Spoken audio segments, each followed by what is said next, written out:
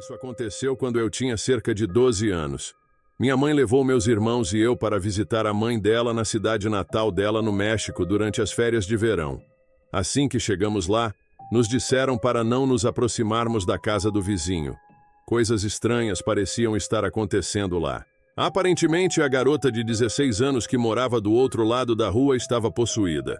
Minha avó usou a frase "tem o diabo nela". Tudo começou com a garota, não lembro o nome dela, ouvindo alguém sussurrar.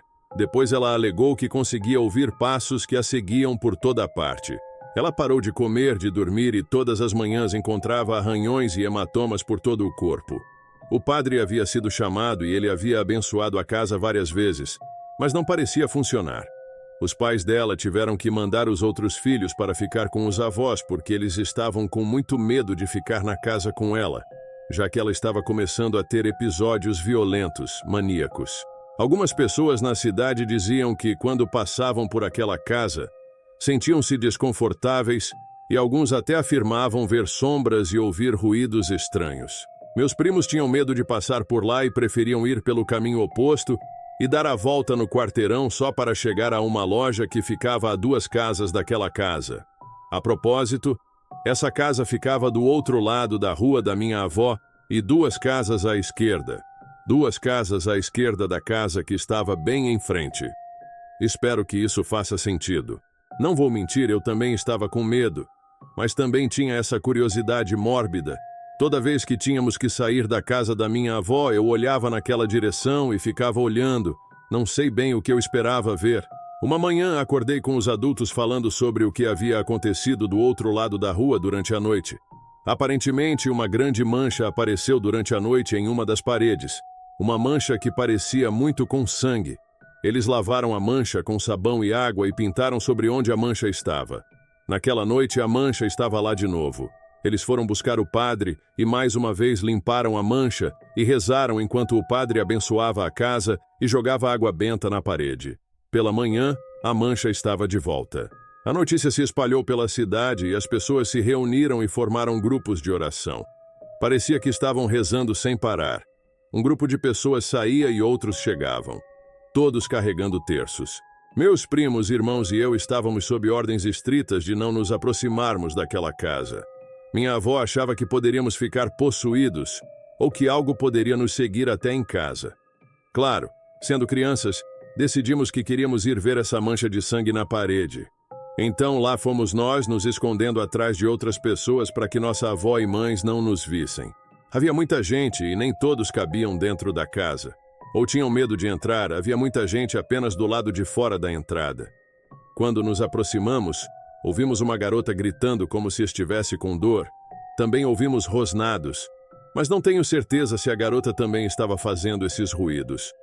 Todos ali estavam rezando o terço em uníssono, mas era possível ouvir a voz da garota chorando e pedindo ajuda. Então, ela começava a gritar, a berrar, e você ouvia rosnados. Nesse ponto, meus primos, meu irmão e minha irmã voltaram com medo. Minha irmã agarrou meu braço e tentou me puxar de volta. Mas eu tinha que ver por mim mesmo quem estava fazendo aqueles ruídos. Empurrei meu caminho para dentro da casa e o que vi a seguir, nunca vou esquecer. Vi uma garota amarrada com cordas a um corrimão da casa. Ela parecia estar apenas pele e ossos, não sei o que eu esperava ver. Mas fiquei chocado e ofeguei. Por um segundo, parecia que ela me ouviu e virou na minha direção. Juro que ela estava olhando diretamente para mim e sorriu.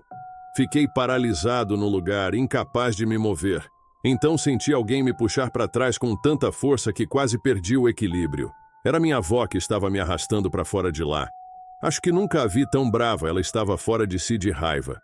Como de costume, eu me meti em muitos problemas por desobedecer. Mas dessa vez eu realmente lamentei ter feito isso. Eu estava tão assustado e continuava vendo o rosto da garota e o sorriso dela na minha cabeça toda vez que fechava os olhos. Achei que com certeza ela ia se soltar e vir atrás de mim. Dias depois voltamos para casa nos Issaiwa. A última coisa que ouvi foi que a garota havia melhorado. Ninguém sabe ao certo se foi o padre que vinha todos os dias abençoar a casa ou se foram os habitantes da cidade que rezavam sem parar que a ajudaram. Mas dizem que um bruxo também foi convocado. Acredita-se que isso não era uma possessão demoníaca, mas um caso muito forte de feitiçaria, magia negra. Aparentemente, isso foi feito com ela por ciúmes. Ela era muito bonita e chamou a atenção do homem errado. Depois que ela melhorou, foi enviada para morar com parentes no Zeur. Não sei exatamente o que havia de errado com ela e como ela melhorou. Tudo o que sei é que a vi com meus próprios olhos. Vi a condição em que ela estava e ouvi os ruídos mais horríveis saindo dela, como nunca havia ouvido antes. Muitos anos se passaram, mas isso é algo que está muito claro na minha memória. Ainda me lembro daquele rosto e daquele sorriso, e ainda me assusta até hoje.